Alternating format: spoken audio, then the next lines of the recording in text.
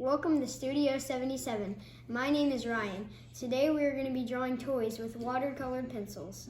I'm going to be drawing this scene I made here out of my Legos. Okay. My name is Blake, and I am going to be drawing a Lego scene too. What colors are you going to use? Pink and aqua blue. Oh. To make it like different, or because I can't use white because it's white paper. And that would be hard to see, wouldn't it? Yeah, it was polka dots. And there wouldn't be any contrast. Yeah, so we need contrast. My name is Haley, and today I've decided to draw a basket. The best way to make these work is to do your whole sketch and then add water to make it work. I'm going to come around and look at each drawing. So Oh my, I see that you were looking at... These are the ears, Yes. and that's the nose, but it kind of looks like a puppy dog. It does a little bit, and that's fine. Maybe his ears could be longer. Do you think you can make his ears longer? Then he would look like a floppy-eared rabbit. And I noticed that you're looking at all the shapes very well. I noticed that you paid special attention to the way the mouth is shaped on your bunny. That's very good. This is all about shapes. You guys want to look very closely at the shapes that you're drawing and just basically add them all together. And you don't even have to fill in the whole area with the colors that you guys choose, because you'll be able to smudge it around with the watercolor. I see you guys are looking up at your subject a lot, and that's good, so you can see the different shapes that are involved and how they all come together. Mom, now look what part I'm doing. I'm doing the body of this guy. Good idea. And he's super soft. He is? Yeah. Should you make fluffy marks? Yeah, you can make them fluffy. Yeah, I'm doing like fluffy marks. Yeah, and he's But gonna be I pink. need a pencil.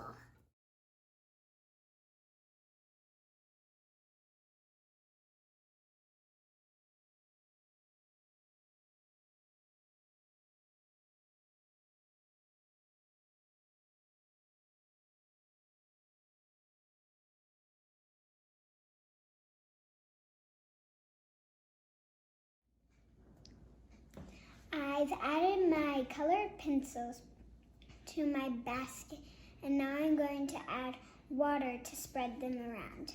Okay, let's see it happen.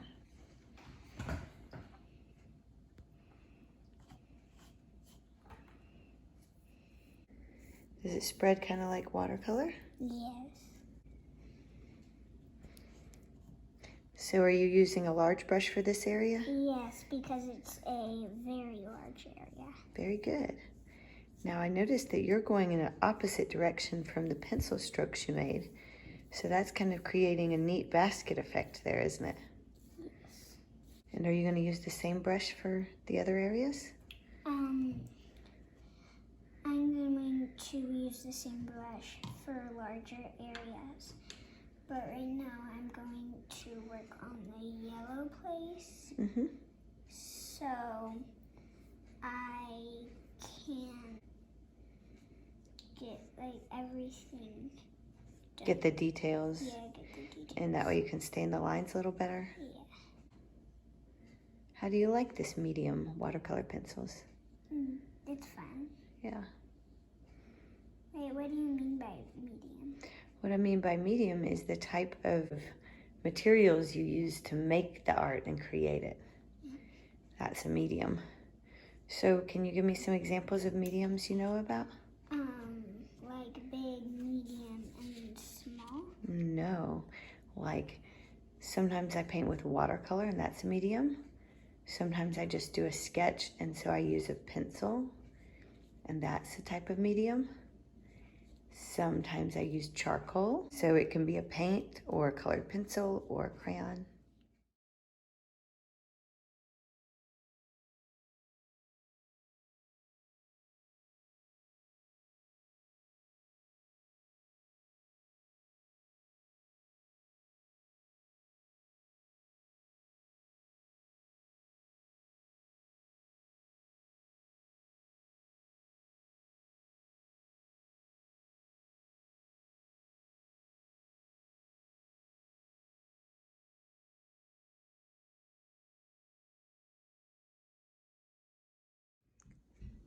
Now that I've sketched everything and colored it in, I'm going to use my paintbrush and make it watercolor.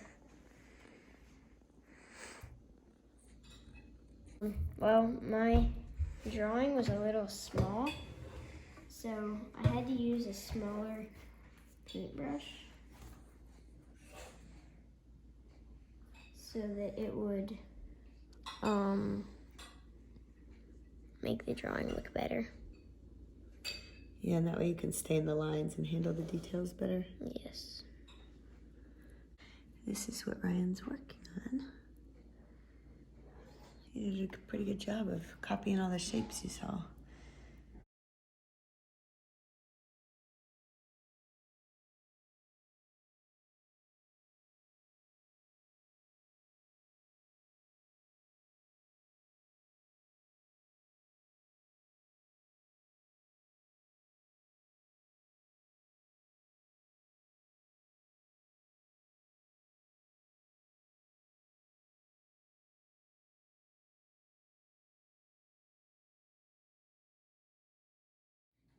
Now that I have colored in my guy, I will now smear the lines with a paintbrush. How's it working out for you? Okay, I guess. Are the lines smudging all right? Yes. Okay, I'm gonna get right over you so I can get a good look. Need this much water though. And to be more precise, you'll get less water. Yeah. And there's the guy that he's working on.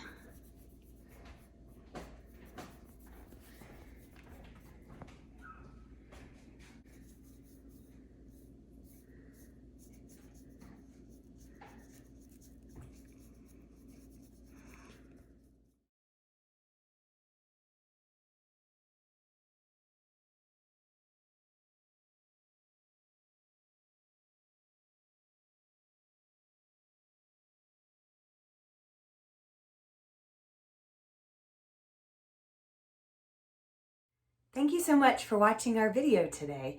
I hope you enjoyed it and that you'll like and subscribe below. A couple of the key points to remember when you are doing watercolor colored pencils is that you will want to pay close attention to the shapes that you are sketching.